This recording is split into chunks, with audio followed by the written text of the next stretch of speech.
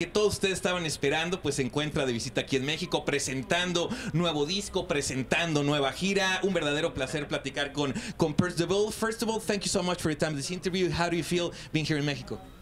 Best day of my life. We're back. We feel great. It's awesome. And really important moment because you're releasing the new album worldwide. You're starting with a new world tour. Why did you choose Mexico as the place to start everything for this album?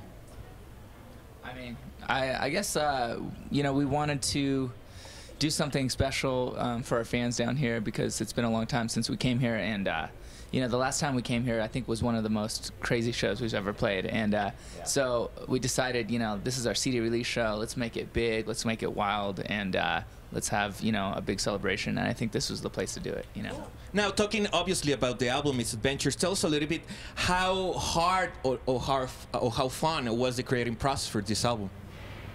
I mean, this record was great because we got to go back with our same producer, Dan Corniff. Yeah. He did Collide with the Sky, which kind of, that record kind of put us on this kind of, you Yeah. know, path to where we're at now. And it was, I think, going into the same kind of, you know, producer, working with the same people, I think we really kind of, you know, went in really happy with that.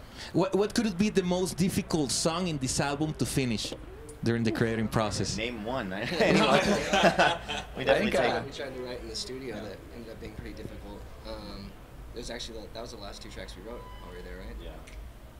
So we're just, I think we're just kind of excited. Today's like a big day for us, and just in general, we're just happy to be here, and it's gonna be, we're gonna have fun tonight. It's gonna be great. Now, a great single in this album, The Divine Zero. Tell us a little bit the story behind that song. Divine Zero was the first track that we released. It was very, felt good because it was kind of aggressive and fun and a lot of sing-alongs and stuff like that. So we released that before we did the Vans Warped Tour. And yeah, it was really fun to play live. It was sort of about feeling like you have a lot to offer the world inside, but you don't know how to express it yet. You know, I think that can relate to a lot of young people, you know, feeling like they know how to change the world someday, but they just don't, you know, they don't know how they're going to do it yet, you know.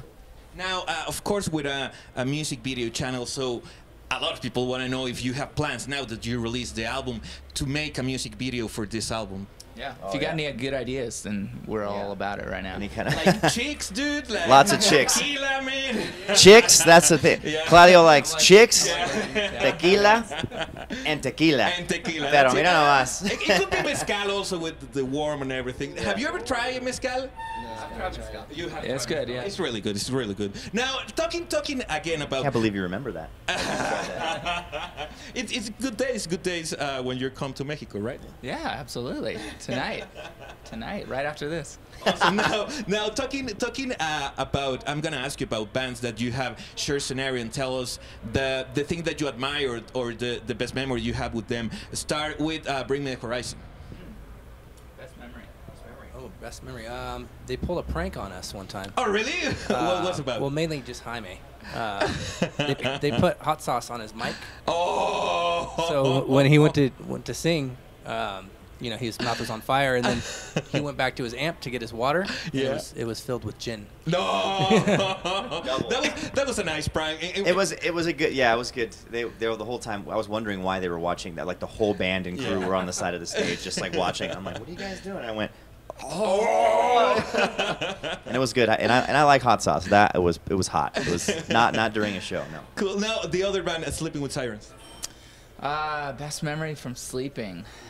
Oh man. We played a prank on them. Oh, you played prank with them? What They was had about? like an acoustic song going on, and we decided to bring all the furniture and plants and everything in the venue. And Like everything, like everything. lounge couches up there, and we just all relaxed while they finished out the set. Yeah, we had like beers, and we were just And like, you're like relaxing, chilling out. yeah. It was I great. think we tend to do that a lot to a lot of bands, just prank them and stuff. That's good. That's good. Good Now, fun. I have another question. After all these years, do you think that internet helped or it hurt music?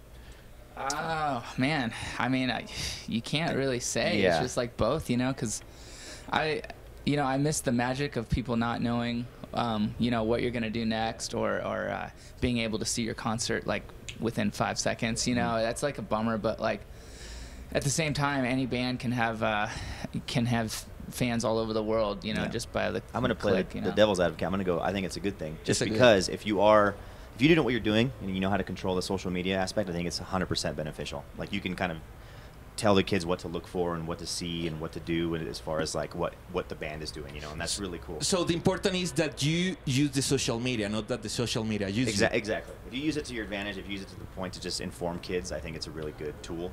If you're doing it the opposite way, where it's like you need to, it's like I think there's a right and wrong way to do that. So. Cool. Now, we're a music video, so I'm going to ask you about some music videos and tell me what you remember about making it start Chemical Girl Mechanical Bride. Oh, yeah. Yeah, that was like our first video. Yeah, a long time ago. One of the first videos. It was, we shot it in LA. It was very artsy and deep meaning, It was kind of like, I don't know, just a cool random idea that we had between us and the director, and we got these two kids who are really great, amazing actors, and we just decided to make like a creepy, weird, moody video to start off with, and that was kind of like our, that was kind of the vibe of our band at the time as well, so it sort of fit the music, But it's great that you get involved in the ideas. Of course, yeah. I think with our band, we definitely, especially in the position that we're at now, we like to have a lot of say in what we do as far as anything, whether it's music videos or just promotions or anything like that. We definitely have a hand in that, just to kind of push it and stuff. Cool. Now, other one, Cara Fornelia. Woo! A lot of fire. That one was really hot for me. Yeah. I don't think we had a big budget, so we had like one fire guy, and he was just kind of like a guy you'd see working at like an auto shop. Yeah. And he's like, I got this. Here we go. Let's lighten up. I was like, that's like right behind me. Like, is this safe?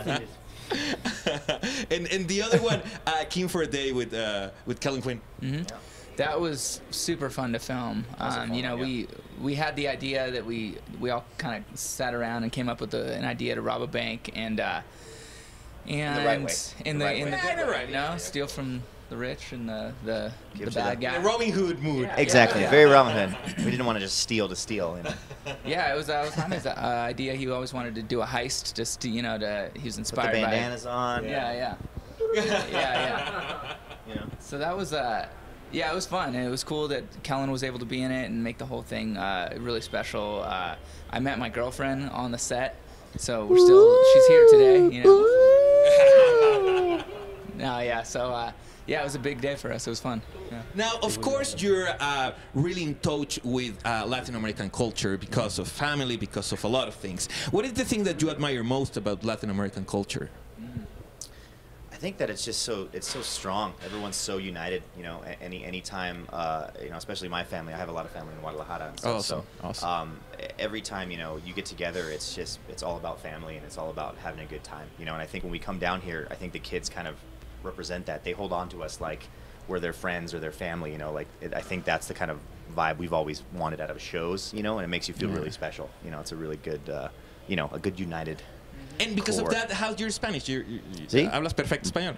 Más o menos. ¿Le puedes contestar a todos tus fans latinoamericanos cuando escriben? ¿Les puedes contestar en español? Sí, quiero, sí. Está increíble. Es una ventaja, es una gran ventaja. We're talking about how he can answer all your fans that write you in Spanish. He can write you in Spanish also. Now, I'm going to ask you about two people that a lot of people in the world are talking right now, and tell me what you think about it. Start with Kanye West. Oh. Kanye West. Kanye West. Who's that? Who? A dude that kind of feel like he's God, but he's not. I like Kanye like circa 2007, 2008. Yeah, the Graduation album. Yeah, that was really I would play that, and now it's like I don't know what's going on. I listened to the new record, and it seemed like it stopped and started a lot, and I was like, I would get into a beat, I'd be like, and then it'd be like. And then he would start like talking or something. And that's one of those things where I thought, that's a perfect example of how like in the beginning when Kanye put out those like Graduation and all that stuff, it was like it was great, and then he started using social media and all that stuff a little bit too much, and then he started saying a bunch of stuff that was kind of like now everyone just cares about what he says all the time. I know. In my opinion, also he knew the Kardashians. That it probably doesn't help that much. Well, the other one that a lot of people in the world is talking right now, Donald Trump. Oof. I'm not one to talk politics much. I don't know if you guys got any comments on. I just stay out of that one. That's just bad. That's bad news. No, because I don't know shit about politics either. But in a common sense, you hear what he's saying, and it's like, dude, that is not right. Yeah. In one word, frightening. Yeah. It's frightening. It's frightening. It's you know what? It's yeah. I mean, nowadays I don't think a lot of people want that president job. So I think slim pickings these days. So it's true. It's true. Now talking again about the album, another song that is really important because it's a single, Texas is Forever. Tell us the story behind the song also. Fastest song we've ever done. Boom. Mike had that punk beat. Just I like going. to go fast. Yeah. That's my specialty. That's your specialty. No, yeah, we just wanted to write a song that was fast all the way through. I think we all grew up on fast, like SoCal punk rock, and that's always been, a part of our influences. And we wanted to bring it out a little more on this record. And yeah, it's just fun to play live, and I can't wait to play it tonight. Cool. Now, talking about awards, that right now awards they're not paying a lot of attention to rock, in my opinion. Do you care about awards, or you don't care to win any award, or do you say whatever?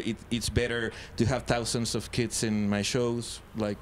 I think the special thing about like our band in general, if you build your own following and your own fan base, it's like you're untouchable. You have this this core that people, they can't get in, and they can't stop you, and they can't, I don't know, they can't get into your world if you don't want them to. Award or no award, so that, we just kind of back. build your own thing, and I think that's what's important is, coming to a show tonight and seeing our fans, and yeah, the awards, it doesn't matter. Yeah.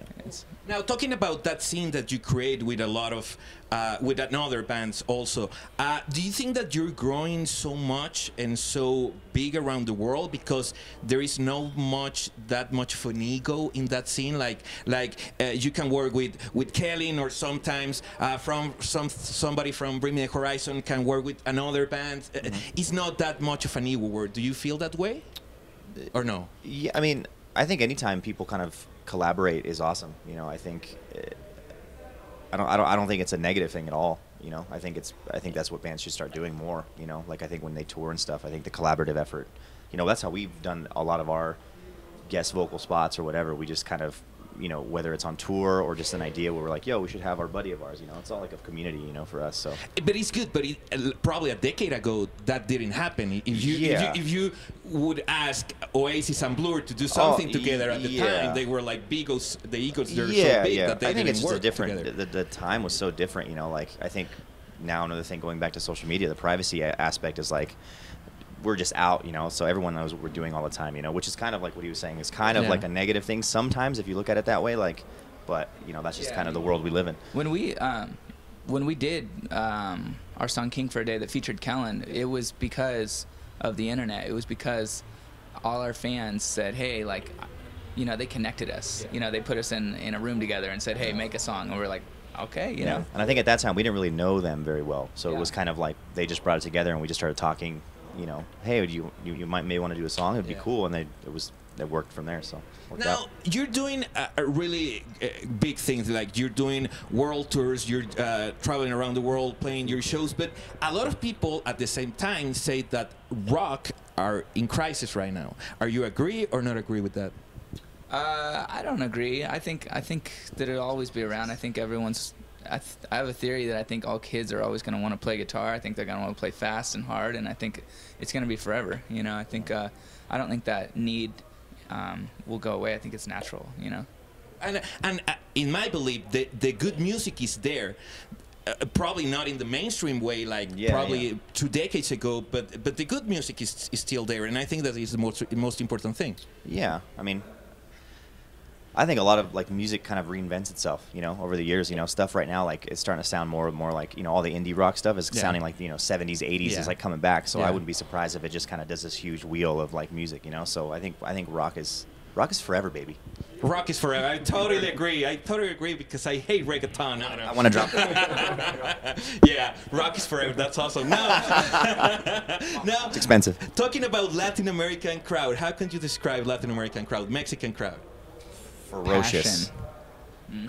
Ferocious. Ferocious. Yeah, I would describe it by Mike's neck tat. It says heart and soul. Heart and soul. Por vida, por vida. Cool, por vida. Now, what could you say to all of your fans in Latin America that probably don't know English and they want to hear something in Spanish of their favorite band, Pierce the Veil? Aquí estamos en la Ciudad de México. We're ready to rock. Mucha fiesta. Mucha fiesta. Mucho alcohol. Yeah. Mucho tequila. Yeah, that's right, brother. We're excited. Awesome. Thank you so much for your time in this interview. As always, it's an honor to talk to you. And one really big news for all of your fans: you're gonna be back after this show. You're gonna be back probably in July, right? You're gonna go not just Mexico City, but another different cities, right? Yeah, South America, Mexico City, Guadalajara. Guadalajara, yeah. Are we going to Monterrey? Monterrey. Probably. We're gonna We'll be all over, and you know, to our fans, please pick up our new album, Misadventures. It's out now. Yeah. Exactamente, ya lo checaron, Pierce the Veil. Consigan el material discográfico que acaba de salir el día de hoy a nivel mundial, Misadventure. Un placer que hayan decidido que México como el lugar donde lo presentaran. Thank you so much for your time in this interview. As always, great. Good luck for everything that is coming this year and next year, and probably gonna see you again in July. Yeah.